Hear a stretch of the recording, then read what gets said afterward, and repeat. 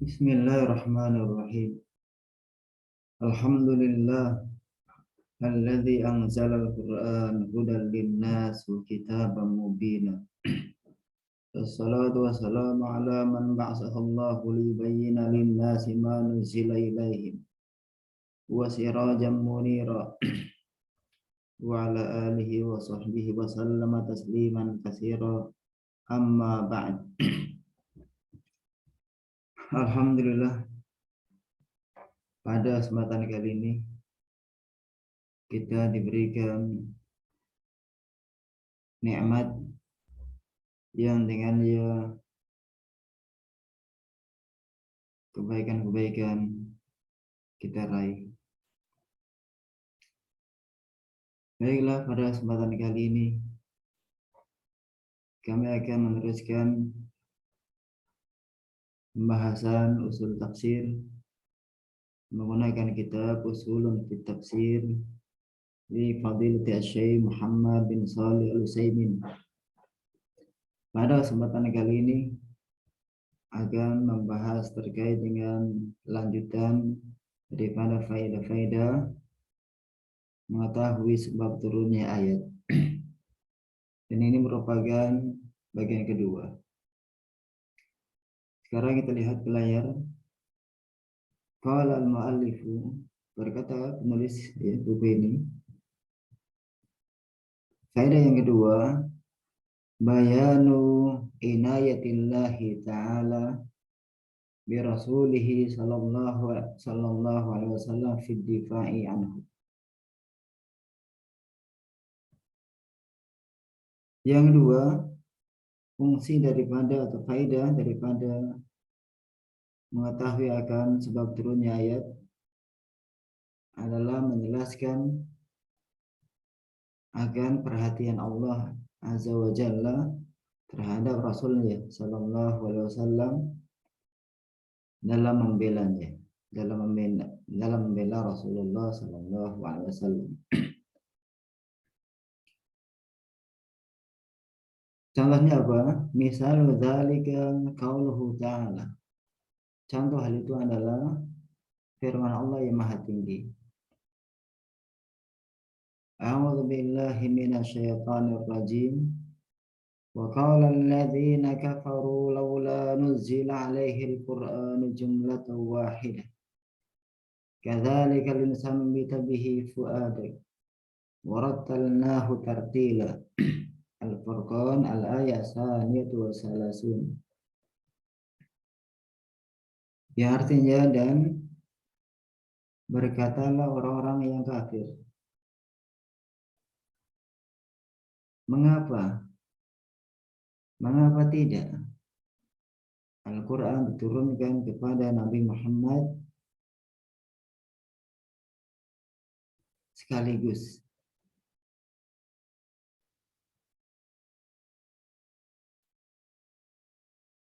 Kadzalika, begitulah, demikianlah kami perkuat hatimu, wahai Muhammad, dan membacakannya secara tertil.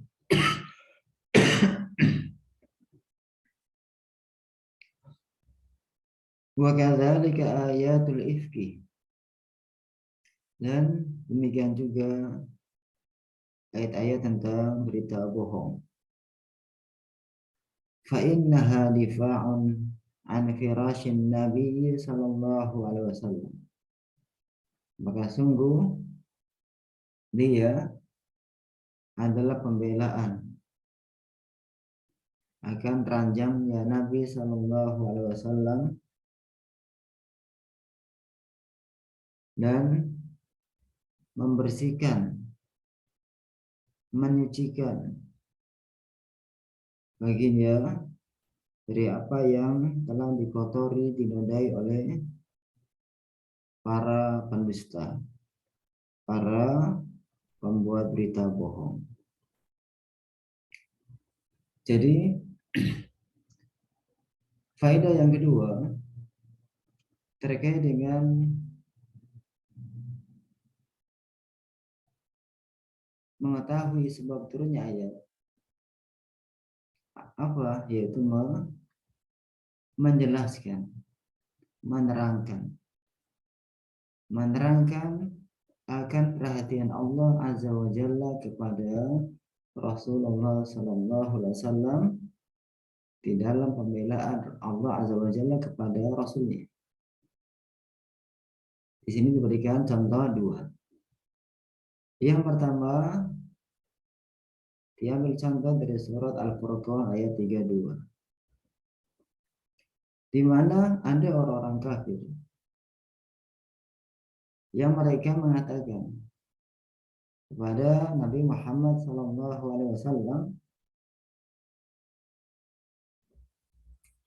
terkait dengan turunnya Al-Quran. Apa? Berkata mereka adalah kenapa Al-Quran ini tidak diturunkan sekaligus kepada Nabi Muhammad SAW.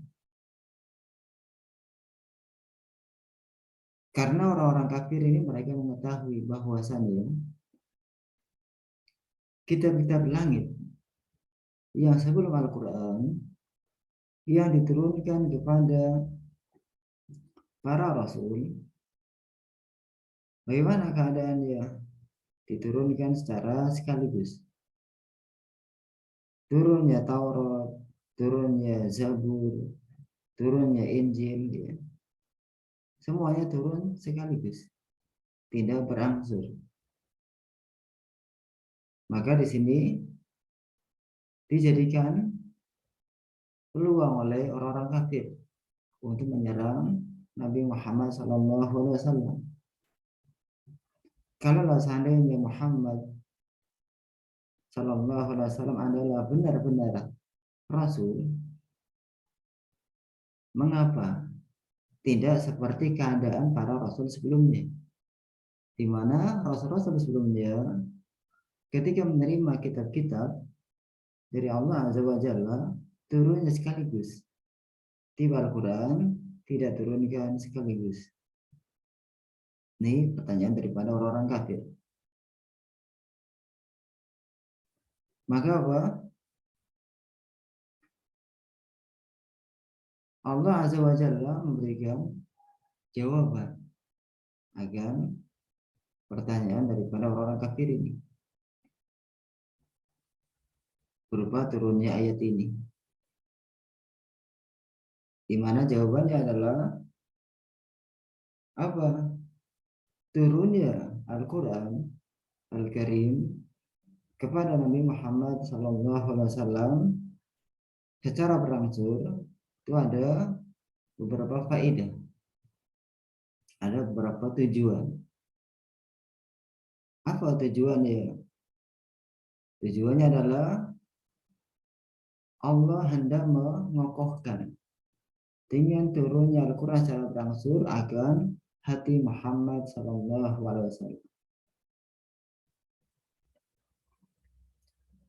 Ketika Al-Quran turun secara berangsur, maka yang menerima Al-Quran secara berangsur, di mana Al-Quran isinya adalah awamir, an-nawahi, di mana Al-Quran isinya adalah diantaranya perintah-perintah, larang-larangan.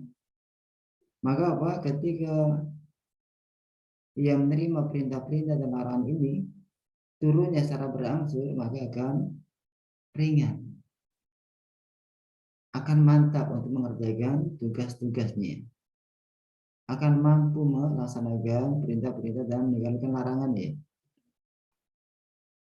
Kalau seandainya Al-Quran diturunkan secara sekaligus, sekali turun, tentu akan terasa berat.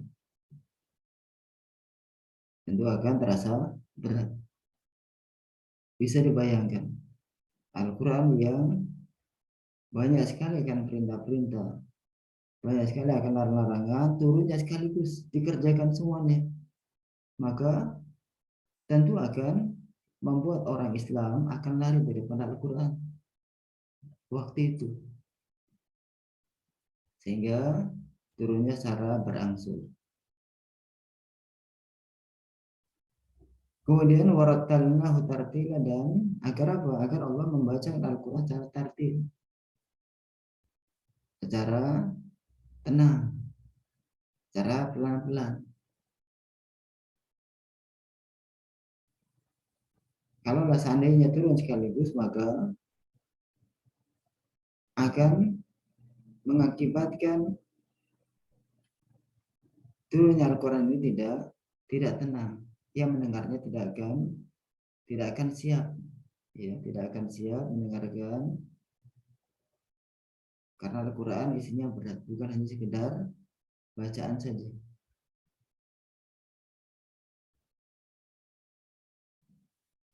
Jadi tujuan Allah Azza wa Jalla menurunkan Al-Quran secara berangsur pada Nabi Muhammad SAW adalah untuk mengokohkan hati Rasulullah SAW, serta agar menjadikan bacaan Al-Quran secara tartil. Ini contoh yang pertama terkait dengan perhatian Allah Azza wa Jalla pada Rasulullah SAW dalam pembelaan Rasul SAW selaku seorang Rasul. Jadi ketika ada pertanyaan dari para orang kafir, maka Allah memerhatikan Rasulnya. Allah memberikan jawaban untuk pertanyaan orang-orang kafir ini. Contoh yang kedua yang disebutkan di sini adalah kadzalika ayatul ifki. Demikian juga ayat-ayat ifki, ayat-ayat yang berkaitan dengan berita bohong, yaitu dalam surah An-Nur ayat 11 sampai 20. Jadi ketika istri Nabi SAW, Aisyah radhiyallahu anha, mendapat giliran ikut serta bersama Rasulullah SAW dalam suatu perang, maka apa? Di dalam perjalanan, di tengah-tengah perjalanan, Aisyah ini radhiyallahu anha kehilangan kalung. Jadi ketika di tengah perjalanan beliau turun daripada tanduknya, tanduk yang ditempatkan di atas onta, ya, dalam rombongan. Ketika dia ada keperluan keluar, beliau keluar, kemudian balik lagi ke tanduknya. Ketika sampai ke tanduk ternyata ada yang hilang, yaitu kalungnya. Akhirnya beliau pun keluar lagi untuk mencari kalungnya. Ketika pulang lagi ke tanduknya, ternyata sudah pada pergi rombongannya. Sudah pergi rombongannya. Nah, Aisyah radhiyallahu anha menunggu di tempat yang semula dengan harapan rombongan Rasulullah SAW kembali ke tempatnya. Dan ternyata tidak kembali. Tapi lewatlah seorang sahabat. Seorang sahabat yang bernama Sofwan bin Mu'attal radhiyallahu anhu. Karena Sofwan ini mengetahui bahwasanya yang tertinggal ini adalah istri Nabi, yaitu Aisyah radhiyallahu anha, maka Sofwan pun mempersilahkan Aisyah radhiyallahu anha untuk menaiki ontanya. Ketika awal pertama kali bertemu pada waktu itu, ucapan yang keluar oleh Sofwan bin Mu'attal adalah inna lillahi wa inna ilaihi raji'un. Kemudian Aisyah pun dipersilakan menaiki ontanya. Setelah naik, maka berangkatlah ke kota Madinah. Pulanglah ke kota Madinah. Ketika orang munafik melihat akan hal ini, dalam hal ini adalah Abdullah bin Ubay bin Salul, maka memanfaatkan hal ini untuk membuat berita bohong, sehingga disebarluaskan berita bohong terkait dengan Sofwan bin Mu'attal ya, dengan Aisyah Ummul Mukminin.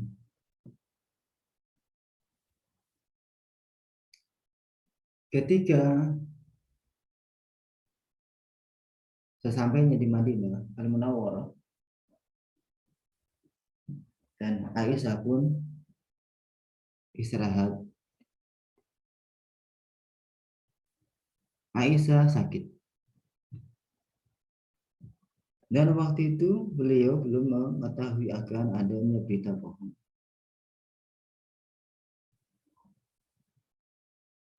Berita bohong pun menyebar. Sampai ada dari pihak Al-Mukminin, ya, dari pihak Al-Mukminin ada beberapa orang yang ikut serta yang terfitnah dengan berita bohong ini.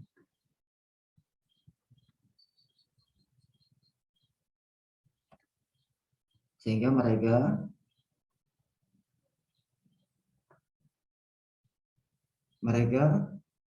ikut serta menyebarkan. Siapa mereka?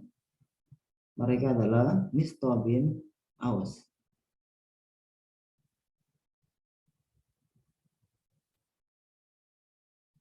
Mereka adalah Mistah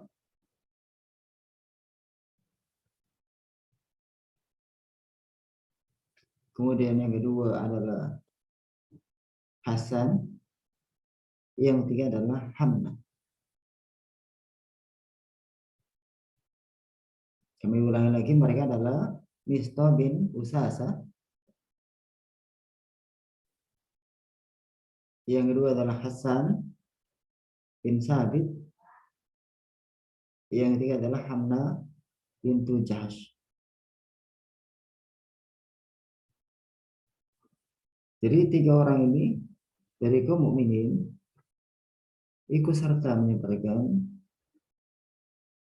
berita bohong ini.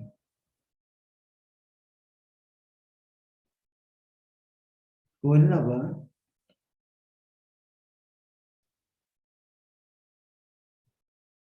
Aisyah radhiyallahu anha ketika mendengarkan berita bohong ini, beliau sangat sedih akan keberadaan berita bohong ini, di mana Aisyah radhiyallahu anha sungguh jauh yang dituduhkan oleh Abdullah bin Ubay Salul, yang dituduhkan oleh para munafik. Sebulan lamanya kondisi seperti ini. Kemudian turunlah beberapa ayat sebagai pembelaan Allah Azza wa Jalla kepada Rasulnya.